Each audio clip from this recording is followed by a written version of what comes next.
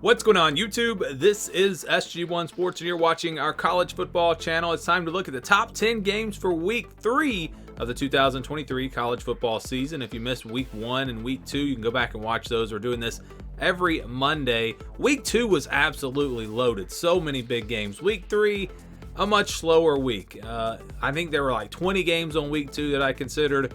The only game that did not get into the top 10 for week 3 that I at least looked at was Ole Miss versus Georgia Tech, which is really not a big game, but it's a Power 5 non-conference matchup, so I at least took a peek at that one. But really only 10 games that I considered outside of that game, and we'll get right to it here, starting with number 10, and that's BYU at Arkansas.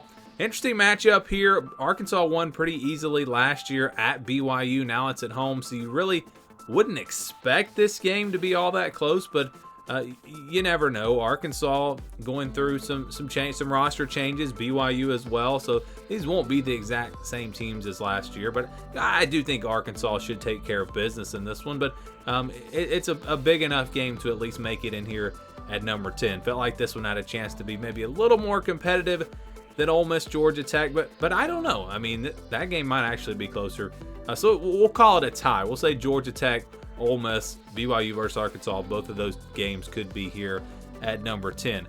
All right, number 9, Syracuse versus Purdue. This was a really good game last year. Came down to the wire. One of the better non-conference games really of the season. A lot of people probably weren't expecting this to be a huge game or anything, but it was a really good game. This year, Purdue, new coach. A lot of roster changes for them. Not sure how good they're going to be. Syracuse, I think, has a chance to be pretty solid. They're probably not going to be a top 25 team, but they have a chance to be a bowl team, a pretty solid team. So this should be a pretty even matchup, one that could go either way, and it should be a good one there. So Syracuse at Pittsburgh, or at Purdue, I should say. Syracuse at Purdue coming in at number 9. Number 8, there is Pittsburgh. I was getting ahead of myself a little bit. Pittsburgh at West Virginia. Of course, this is an old Big East matchup. Rivalry, going to be a good one. I expect this to be a competitive game. I think Pitt will be a better team than West Virginia this year, but the game's at West Virginia, and so I think this is one that could be close. This could be one of those 4-quarter games. Probably, if I had to guess, a lower scoring game. Both teams going to want to run the football. And again, it should be a good one. So Pitt, West Virginia renewing their rivalry, and that should be a good one there. It comes in at number 8. Number 7, Kansas State at Missouri. Now, last year, Kansas State kind of surprised everyone when they won that game easily over Missouri. Well, it turned out Kansas State was really good last year. But I think Missouri is a sneaky good team this year in the SEC. They're going to have a very solid defense. I think Brady Cook's underrated at quarterback. He's got some weapons to throw to. They're playing at home, so I think the game will be closer this year. And don't be shocked if Missouri pulls off the upset here. I know a lot of people are high on Kansas State after they won the Big 12 last year, and they do return some key players this year. But I think this will be a close one. I think it's a game that could really go either way. I'd probably favor Kansas State by a slight margin. But like I said, I do think Missouri has a chance, and I think this will be another one of those sneaky good games coming in at number 7. Number 6, Tennessee, Florida. Seems like this is always a good one. Tennessee going to be favored on the road, you would expect in this game, but it's never easy to go into the swamp, and it's a rivalry. It's going to be, I think, a 4-quarter game.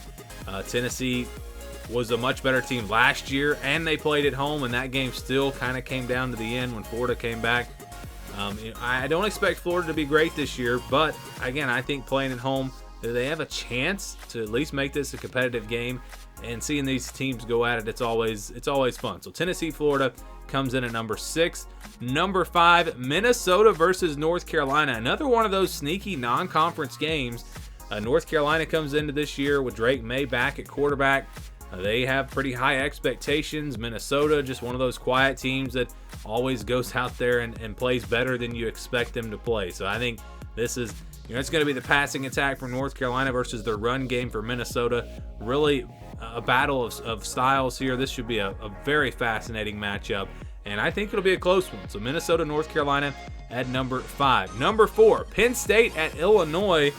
I think a lot of people expect Penn State probably to roll in this game, but I think this is an early test for them. You talk about Michigan and Ohio State and everyone kind of just pinpointing those two games. Those will be the only two games that challenge Penn State. I think this is one that could challenge them. Illinois is going to be a good football team. I've looked at them, and I do think they could surprise some people this year. I think they were really underrated last year. I've said this before. I felt like they were actually the best team in the West last season. It didn't quite play out that way, but I think they have a chance to make this an interesting game. And I think it was a couple of years ago when they upset Penn State. If I remember correctly, it was an overtime game. This could be one of those, a similar game to that.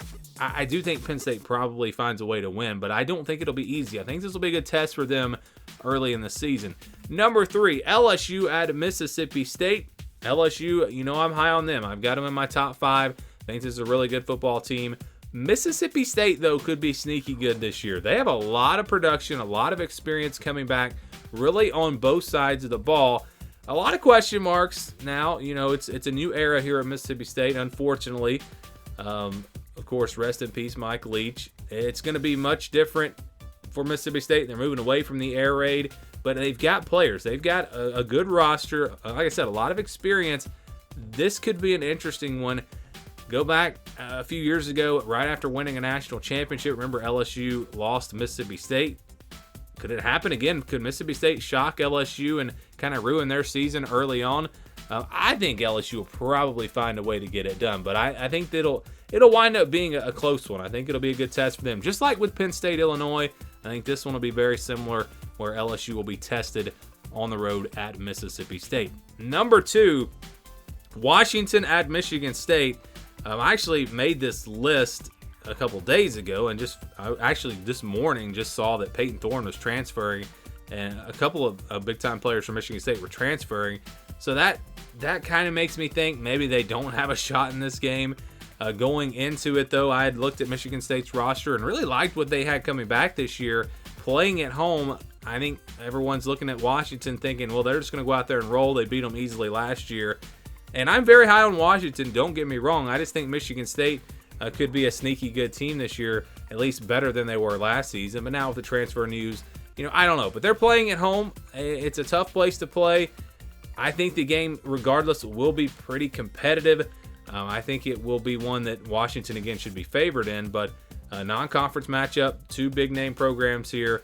And I think it's going to be a good game here. Much better than last year's. And number 1, we've got South Carolina and Georgia.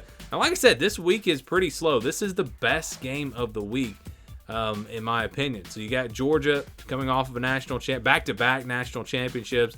But they've got a lot of new faces, new quarterback. It's going to be early in the year. They probably won't be as good in this game as they will be at the end of the season.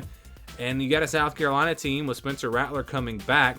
They've got some question marks, but they've got some firepower on offense. And if they can make some big plays here, you never know. Maybe they can make this a competitive game. So I think this is probably the biggest game of week 3. Not necessarily the most competitive game, the closest game, but it's just a big game because you've got a top 5 Georgia team against a South Carolina team that maybe will have a chance. We'll see.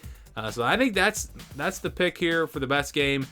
But like I said, slim pickings for week 3. Just not a huge week in college football. Week 2 is loaded, and it's going to be a little bit slower here on week 3. What are your thoughts? Your top 10 games? Let me know down in the comments below.